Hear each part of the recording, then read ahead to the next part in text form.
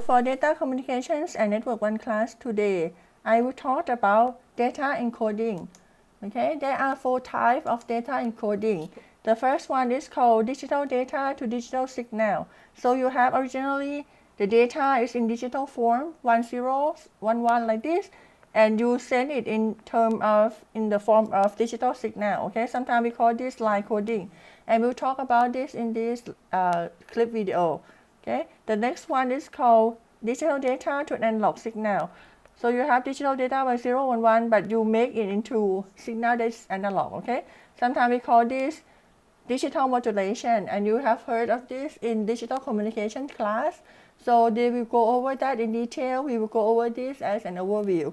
We have ASK, FSK, PSK, QAM as an examples of digital modulation. ASK is amplitude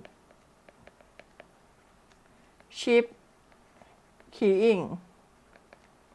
Okay. FSK is frequency shift keying. PSK is phase shift keying. QAM is quadrature amplitude modulation.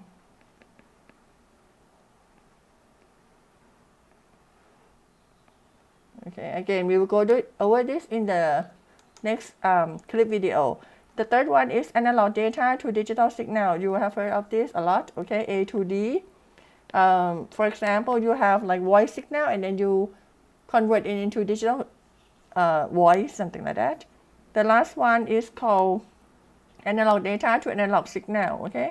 For this one, we will hear about it as analog modulation, which is AM, FM, PM. You should be familiar with this. It's amplitude modulation, frequency modulation, phase modulation. Okay, we go over this. These two is usually in the principle of communication class. So again, in this class, we'll go over this as an overview. The first one, the first type, digital data to digital signal, or the line coding. Okay, there are many schemes to do this, to do the change digital data to digital signal. Okay, so we want to compare them in order to know which one should we use, and there are many more than what I'm teaching in this class. You can search for this more. Okay, and if you know the point, okay, to compare, then you can select the one that's suitable for your work, for your application. Okay, now the first thing that we should consider is the signal spectrum in frequency domain. Okay, this spectrum, the good spectrum of the encoded, the digital signal, okay, of each scheme. Okay, the good one is that you should not have high frequency components. Okay, if you don't have high frequency components, you will use less bandwidth. Okay, the second one is the lack of the DC component. DC component is the value,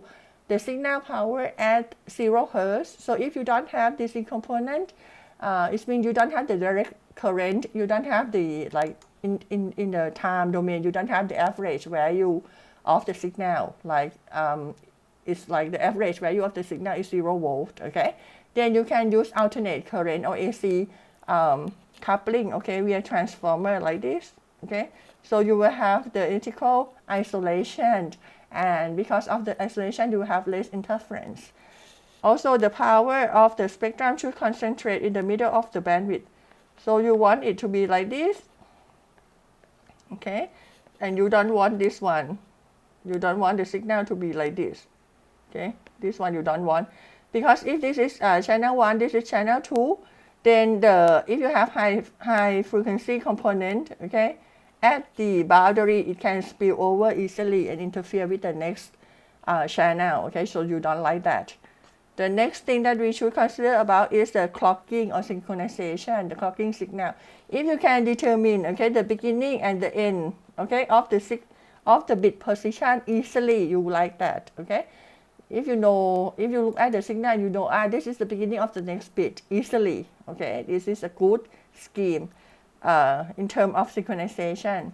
The next thing is error detection. Okay, for the good techniques, okay, you want to be able to look at the pulse shape, okay, and know something is wrong. Okay, for some, for screen some pattern that is wrong, okay? This is called the built-in error detection capability in the physical layer. Look at the pulse tape, know something is wrong, okay? Without even calculating anything. So that's good. The next thing is the noise immunity. The noise immunity is something like this. If you send, 5 volt and 0 volt, and you use 5 volts as a 1, 0 volt as a 0, okay? And then when you send, okay, and you have a threshold equal to 2.5 volt. Now, when you send this one, suppose you send this, you send 1, 0, and then you have noise, and your noise is something like this, okay, about, and this is 5 volt, this is -3, about -3 volt. So you have something like this. You have something like this. Okay, so this is maybe, threshold is this one. So you think this is 0, 0, okay, which is wrong because you send 1, 0, okay? So this is the noise immunity is about 2.5 volt, okay? They have the difference between the two level, okay? It's 5 volt. But if you instead, okay, send 5 volt and -5 volt, what happened?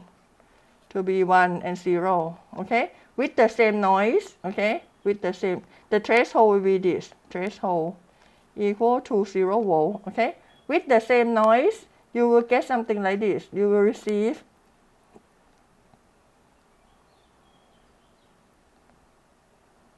okay, but your threshold is this, right? Threshold is this. So you get still 1, 0, okay? So still correct. This case has more noise immunity because the difference is more than the first case, right? So the higher the better. Also, the last one is the cost and complexity. Sometimes it's very good, okay, but it costs so much, it's very expensive. So you may have to select a cheaper one, okay, depend on your application. Okay, maybe the cheaper one is enough for your work, okay? This is some of the examples of the techniques in line coding, okay? The one that we will talk about in this clip is the first full one, and the other two we'll talk in the next clip, okay? And NRCL and NRCI is the non-return to zero, okay? Non-return to zero because it have the same value for the whole period of the bit, okay? So this is called non-return to zero. And you have two levels, okay? In this case, high voltage and low voltage, okay? High represent 0 and low represent 1, okay? So we'll use that in this class. In RCI, we will talk about this in a little bit more. Bipolar AMI and pseudo-ternary, these two we have 3 levels. Okay, so we have high, 0, and low. Okay, so we have 3 levels here. Again, we will look at this a little bit in more details. After we go over everything, you can come back and compare the 6 techniques together with this picture. Okay, now I will go over each one in details. Okay, the first one, non-return to 0. If it's an RCL, okay, you have 2 different values for 0 and 1. Okay, so you can have like 0 as high and 1 as low, something like this, okay? For NRCI, it's a little bit more complicated because this is called inverted, okay? Because we'll look at the inversion at the beginning of the bit, okay? To determine the values of the bit, okay? So if we have inversion, okay, the next bit is 1. So look at this, we have inversion high to low, next bit is 1. Inversion low to high, next bit is 1. Inversion high to low, next bit is 1. Inversion low to high, next bit is 1. If you don't have inversion, then next bit is 0. This is no inversion, becomes 0. No inversion because low to low, right? And this one is high to high, then next bit is 0, high to high. Okay, like this. This one is the examples of differential encoding, which I will talk about after I finish it in RC. Okay, this is a good example.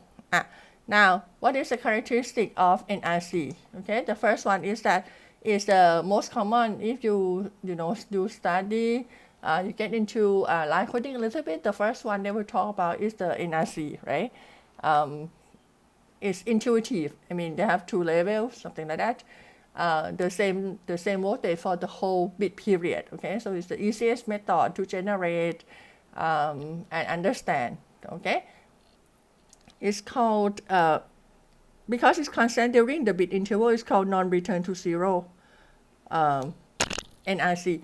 If you look at the Manchester that we'll talk about in the next slide, sorry, not in the next clip, you will see that they will have the return to zero in the middle of every bit. Okay, so if you compare those two together, you will see why it's called like this.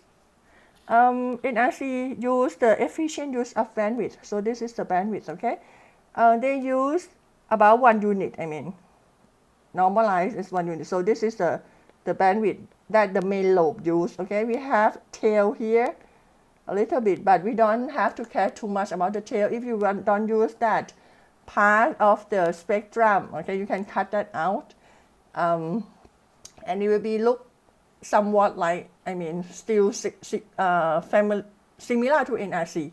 So you say that the main, the main spectrum is the efficient, okay, 1 unit. But what is not good is that the main limitation is that they have DC component.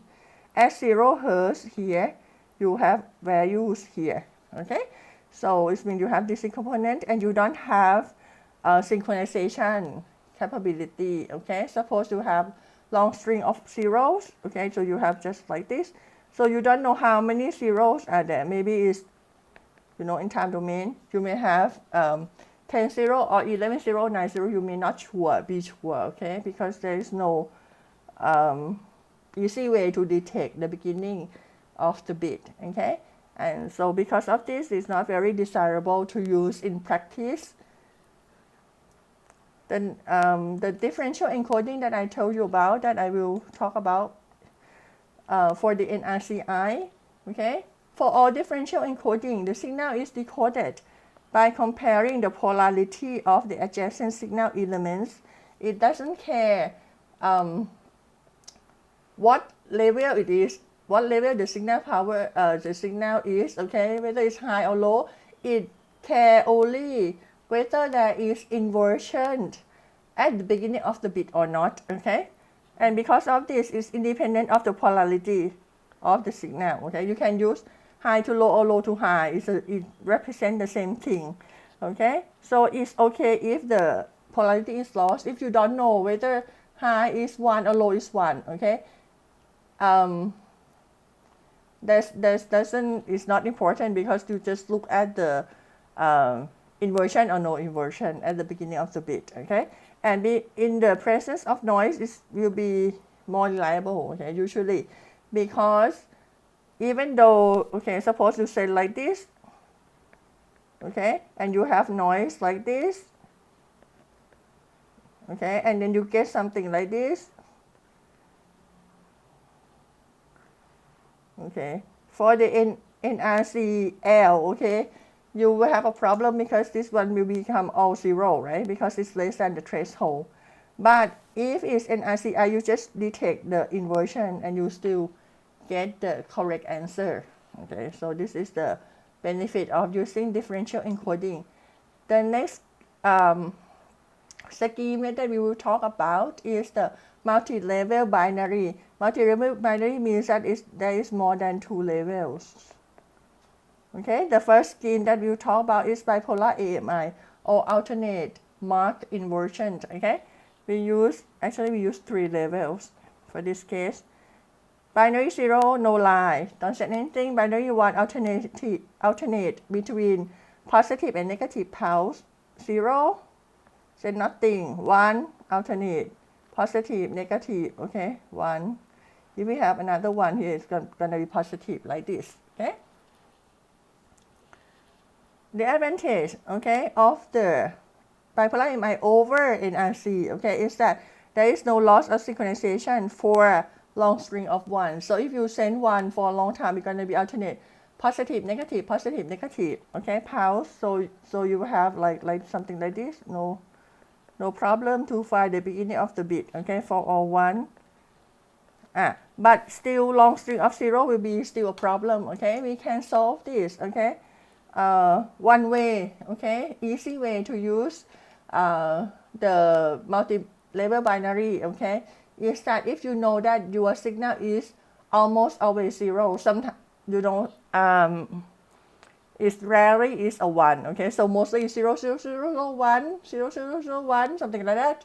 You will use pseudo-ternary instead of AMI. For pseudo-ternary, it is exactly the same as AMI, except that it's flipped, okay, it changed the polarity, okay, positive to negative, negative to positive for 0 bits, okay. So if it's 0, it change polarity like this. If it's 1, it says nothing, okay. So this is just the pseudo-ternary in easy way if you know that your source generate mostly zeros, okay. But if you have both 0 and 1, I will have other method that we'll talk about in next clip video, okay. Which is called scrambling techniques. Now, scrambling techniques, okay. Now this one has no net DC component. If you look at the spectrum at 0 Hz, there's nothing, there's no power, so which is very good. And it's 1 unit, okay, for the bandwidth with no tail. So this is even use less bandwidth than NRZ because it doesn't have the tail, right? So mostly is only 1 unit, okay, in frequency domain. Now, and it provides simple means of error detection by checking the violation of the pattern, because you know that it must be positive and then negative and then positive and then negative. If you have something like this, like positive and positive, okay, you know that something is wrong, okay, because it has to be, if it's positive, the next one should be negative. So if it is both positive, then something is wrong. So this is built-in error detection. Now, they have the advantage. So what is the disadvantage, okay? So this is a trade-off, okay, of MI over NRZ. Bipolar MI is less efficient, okay, than the NRZ. Why is that? Because NRZ, okay, use 2 levels, but bipolar MI use 3 levels to represent 1 bit, okay? You know 2 levels, you have low and high, and then you can represent 1 bit, right? 0 and 1. But now you have 3 levels, low, 0, high. So you should be able to represent, okay? If you plug in this formula, you should be able to represent 1.58 bits instead of 1 bit. But you only use it to represent 1 bit, okay? So it's not very efficient, okay? So this is the formula, okay, log base 2 of 3, okay, 3 levels here. If you want to be able to detect the same, with the same level of correctness of the same bit error probabilities, okay, with the NRZ, okay, you need 3 dB more signal powers. Why is that? Because if you have, you know, 5 volt and minus 5 volt, and you use it as NRZ, you can do it like this, right? So you have difference of 10 volt, okay, to distinguish between the level of high and low. But if you use AMI, sorry, this is NRZ. If you use AMI, you have 3 levels. So the difference between the 2 levels is only 5 volt, okay? So if you have a noise of 2.5 volt, more than 2.5 volt, you can make it change, you know, the value from 1 to 0, right? So you have more errors here. So in order to have the same, you know, level of bit error probabilities, you have to stretch it up, okay? You have to use more signal power. The 3 dB more signal power means that it have to double the signal power, okay? You have to double in watt, okay? You have to double the signal power, and the log 2 base 10 is 3 dB, okay? So if you double the signal power, it means that you have 3 dB more signal power. Now, if you don't have that, okay, if you use the same signal to noise ratio, okay, signal to noise ratio, which means that you didn't increase the signal power, you didn't double it, okay, AMI will have a higher bit error probability than NRZ, okay, as I showed you before. The AMI, you have to distinguish between plus A, minus A, and 0, okay, so it's narrower, okay, the threshold is closer, you know, to your level, so you can detect it's more difficult to detect correctly for the AMI than the NRZ, okay, because you have 3 levels instead of 2 levels. Pseudotonic, I have talked to you about this before. It's the same as MI, but you just flip, okay, you just flip for the 0 bit, okay, high, low, like that. But for 1, you say nothing, okay. This one, no loss of synchronization for wrong string of zeros, okay. So this is the end of this clip video, and I will see you again in the next clip, okay. Thank you very much.